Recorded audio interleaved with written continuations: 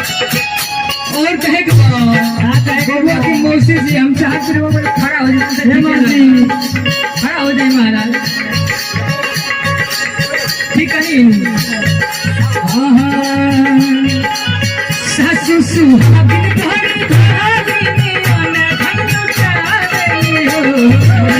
सासू सुहागिन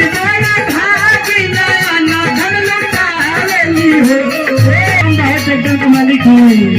सासू सुहागिन धन लुटावली हो सासू सुहागिन धन लुटावली हो सासू सुहागिन धन लुटावली हो सासू सुहागिन सासू सुहागिन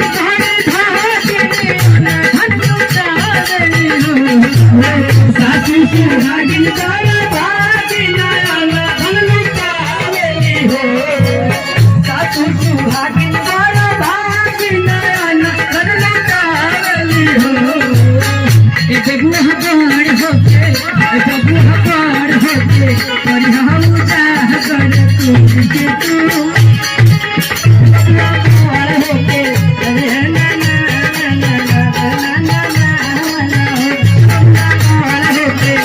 Hare